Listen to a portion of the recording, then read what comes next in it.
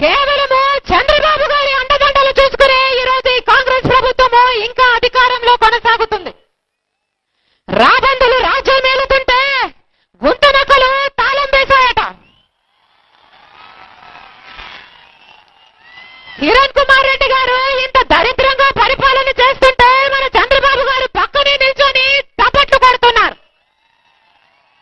సొంత మామని వెన్నుపోటు పొడిచే అధికారంలోకి వచ్చాడు చంద్రబాబు గారు. ఎన్టీఆర్ గారు 2 వాగ్దానాలు ఇచ్చాడు. పూర్తి మద్యపాన నిషేధం అన్నాడు, 2 రూపాయల కిలో బియ్యం అన్నాడు. ఏ ఒక్క వాగ్దానాన్ని నిలబెట్టుకోలేదు చంద్రబాబు గారు. చంద్రబాబు గారు స్వయంగా కూడా కొన్ని వాగ్దానాలు ఇచ్చారు. ప్రతి మహిళకి బంగారు మంగళసూత్రాలు ఇస్తానని, పుట్టిన ఆడపిల్లకి 1,00,000 రూపాయలు ఇస్తానని, బాలికలకు సైకిల్ ఇస్తానని చెప్పాడు. అధికారంలో ఉన్నాడు కదా, ఎవరికైనా ఇస్తాడేమో అని ఆశగా చూస్తే ఎవరికైనా ఇచ్చాడు అంటే ఎవరూ లేదనే చెబుతారు. ఇప్పుడు మళ్ళీ సిగ్గు లేకుండా ఆడపిల్ల పుడితే 2,00,000 రూపాయలు ఇస్తానని, మళ్ళీ బాలికలకు సైకిల్ ఇస్తానని, మళ్ళీ రుణమాఫీ చేస్తానని, ఇలాంటివి ఎన్నో హామీలు ఇస్తున్నాడు చంద్రబాబు గారు. మరి ఇవన్నీ మీరు అధికారంలో ఉన్నప్పుడు ఎందుకు నిలబెట్టుకోలేదు చంద్రబాబు గారు అంటే దానికి సమాధానం చెప్పడు ఆయన. ఒక సామెత ఉంది, దున్నపోత దున్నపోత ఎందుకు దున్నలేదు అంటే పగలేమో ఎండ, రాత్రేమో చీకటి ఉందంట దున్నపోతు. దున్నపోతు ఎప్పుడూ పని చేయదు. మన చంద్రబాబు గారు అధికారంలో ఉన్నా పని చేయడు, అధికారం ఇచ్చినా పని చేయడు. ఈయన గారు ఇంతే. ఇలాంటి చంద్రబాబు గారు ఆయన మీద విచారణలు, కేసులు జరగకుండా ఉండడానికని కాంగ్రెస్ పార్టీతో చీకటి ఒప్పందాలు చేసుకుని అవిశ్వాసానికి మద్దతు ఇవ్వకుండా ఏ కాంగ్రెస్ పార్టీకైతే వ్యతిరేకంగా అయితే తెలుగుదేశం పార్టీని స్థాపించారో అదే కాంగ్రెస్ పార్టీకి అమ్ముడుపోయారు చంద్రబాబు గారు. కానీ ఇక్కడున్న సుజయ్ రంగారావు గారు లాంటి వాళ్ళతో సహా 15 మంది ఎమ్మెల్యేలు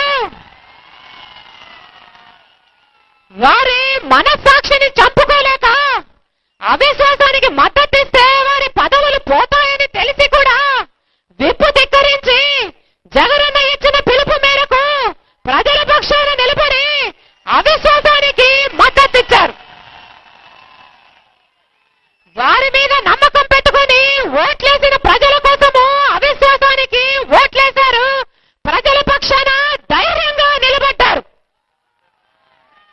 కానీ వీళ్ళు మార్చిలోనే అవిశ్వాసానికి మద్దతిస్తే, మార్చిలోనే వీళ్ళ మీద వేటు వేసి వీళ్ళని డిస్క్వాలిఫై చేస్తే, మార్చిలోనే బై ఎలక్షన్లు వస్తాయని ఈ కాంగ్రెస్ టీడీపీ నాయకులు కుట్రలు పన్ని బై ఎలక్షన్లు రానివ్వలేదు. బై ఎలక్షన్లు వస్తే ఏం జరుగుతుందో ఈ కాంగ్రెస్ టీడీపీ నాయకులకి బాగా తెలుసు. పోయిన సంవత్సరం వచ్చిన ఉప ఎన్నికల్లో లాగా వైఎస్ఆర్ కాంగ్రెస్ పార్టీ అన్ని సీట్లు కైవసం చేసుకుంటుందని, పోయినసారి వచ్చిన బై ఎలక్షన్లో లాగా ఈ కాంగ్రెస్ టీడీపీ పార్టీలో కనీసం డిపాజిట్లు కూడా తక్కువని తెలిసి మార్చిలోనే వీరి మీద వేటు వేయకుండా జూన్ వరకు దాన్ని సాగదీసి ఇక ఎన్నికలు వచ్చే అవకాశం లేదని తెలిసి అప్పుడు వేటు వేశారు. కనీసము ఉప ఎన్నికలు కూడా ఎదుర్కొనే దమ్ము లేని వీళ్ళని నాయకులు అంటారా, లేకపోతే పిరికి పంటలు అంటారా? ప్రజా తీర్పును వినే ధైర్యం కూడా లేదు ఈ కాంగ్రెస్ టీడీపీ నాయకులకి.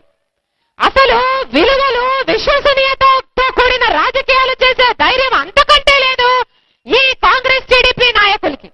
అందుకనే ప్రజాస్వామ్యానికి వ్యతిరేకంగా ఒక పాలక పక్షము, ఒక ప్రతిపక్షము ఈ రోజు కుమ్మక్కయ్యి వాళ్ళ స్వార్థం కోసము, వాళ్ళ మనుగడ కోసము ఒక అమాయకుని జీవితాన్ని బలిపెట్టి జగనన్న మీద కుట్రలు పన్ని అబద్ధపు కేసులు పెట్టి సిబిఐని ఉచ్చుకొలిపి ఈ రోజు జగనన్నను జైలు పాలు చేశారు.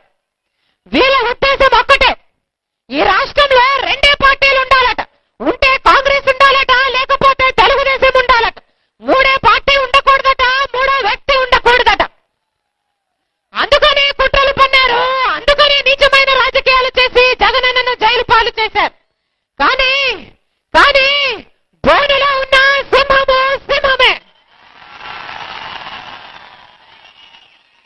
దేవుడు ఉన్నాడు అన్నది ఎంత నిజమో మంచివారి పక్షాన ఆయన నిలబడి